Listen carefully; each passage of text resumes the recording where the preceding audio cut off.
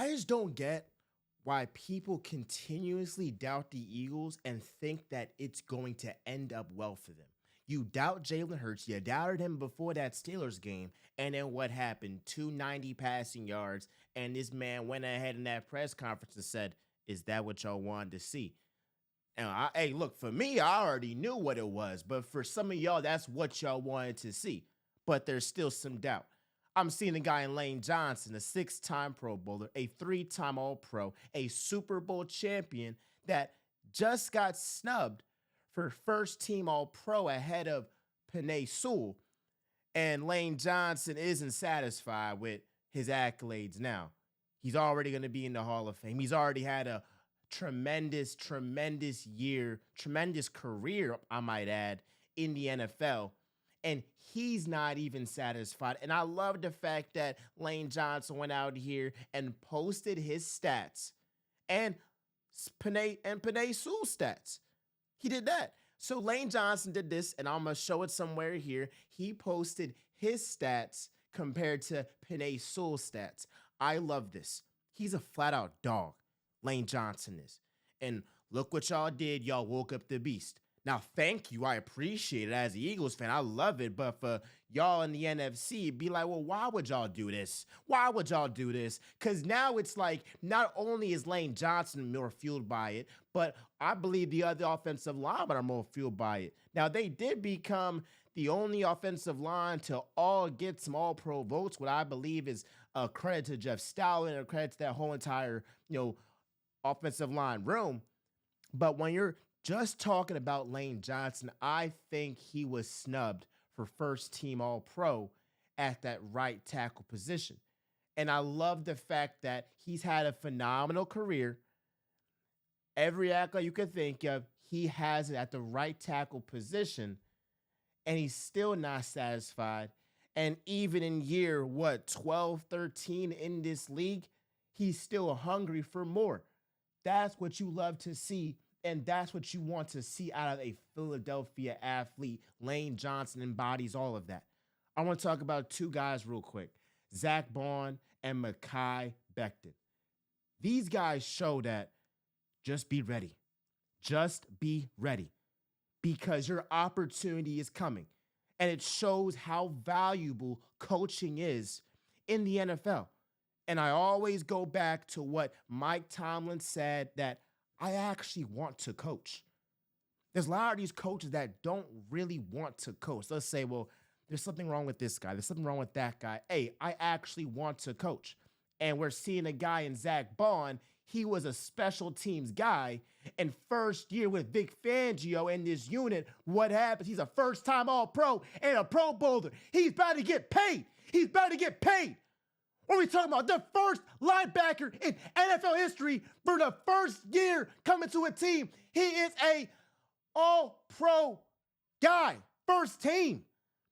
Mekhi Becton, he got All-Pro votes. This guy was an afterthought in New York, and he showed, hey, I just need a good coaching, a good organization, and it meant the world to him to win that division title. And I love that the whole offensive line went to him, congratulated him, and said, yay, we're not done yet, though. We're not done yet, though. And so those two guys embody what this team's about. You was doubted, you was disrespected, and guess what? Come this organization because we're going to win. Stop playing with us. Stop playing with us. I had to get that off real quick. I had to snap real quick because I'm going to make this a little bit short because I'm heading to Philly. I'm heading to Philly for the game. We going to vlog, all that stuff. But I had to just get this episode out while I'm still in New York. So, because I got my podcast set up and all that here, I had to just pop it real quick. Let's talk about A.J. Brown and Devontae Smith's injury real quick, and then we'll get into the reason why I believe the Eagles are just so dangerous. Talk about A.J. Brown, Devontae Smith injury. Look, I'm not worried about A.J. Brown and Devontae Smith's injuries. Everybody at this point of the season is banged up. Everybody. Now, I'm actually thinking when A.J. Brown was talking about like, hey, I'm a little bit more banged up than others. I don't know. Maybe it's just me. But what I'm thinking to myself is, he playing mind games. He playing mind games. Like, I do believe, like, he isn't 100%. Like, he's not like, super fresh like how he would be in week 1 of the season. But what I'm trying to say is I think he's also planning something in the Packers' head to be like, hey, I'm not as 100% as, I normally would be and all this stuff. I'm not, up to my main level, but I'm gonna try, guys. I'm gonna try. I'm gonna be out there, guys. And I don't know. It might not work because the Packers still have so much respect for AJ Brown, but it's something to think about where it's like, bro, he's not dumb. He's the Joker. He's the Joker.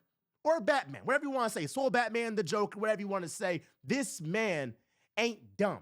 And he knows, hey, let me just plant this seed of I'm a little bit more banged up than you think.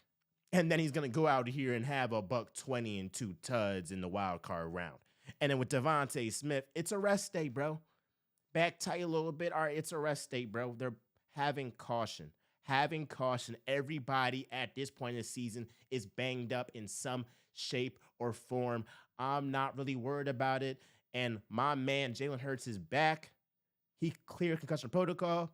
I'm chilling. Let's talk about why the Eagles are so dangerous. The number one reason why the Eagles are so dangerous and will get out the NFC is because of what I saw that Ravens game. The reason why the Eagles are so dangerous is because when I saw them play the Ravens, they beat the Ravens at their own game. They might be thinking, well, who cares? That's the AFC team. Well, guess what? The Eagles showed you whether it's the Ravens or the Steelers, if we want to pound, and run the ball and have smash mouth football and be physical and bully you, we can do that on the most physical team in the NFL, in the Baltimore Ravens. They neutralized Derrick Henry, and Saquon Barkley and Jalen Hurts had their way running the ball. All right, cool.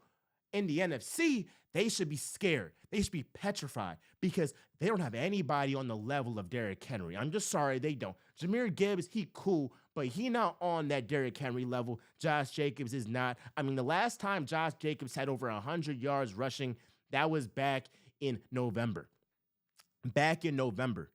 I saw a Dolphins team that neutralized him. He ain't do nothing against them. So what you think he's going to do against Jalen Carter and that defensive line, who know damn well they want to run the ball? Vic Fangio's going to stack that box. Stack it. I got, 2 more minutes on this jump, but I just want to say that I appreciate all the Philadelphia Eagles doubters, and I especially appreciate the Jalen Hurts doubters. Now, we saw what they do, right? Now, when they say that they need help passing, they attribute that to just Jalen Hurts. Versus with the Packers, they say it's inconsistent passing, and they attribute that to the whole entire offense, which is very, very interesting to me. But ultimately, bro, I'm going to be at the game. I'm going to be at the link, and we are going to go crazy. I love y'all. I appreciate y'all. Like, comment, subscribe, and be sure to follow me on Instagram and YouTube. Subscribe, bro, because I don't know what's going on with TikTok. But hey, we're going to keep running it up because nobody stops real talk. Fly, Eagles, fly, baby. We are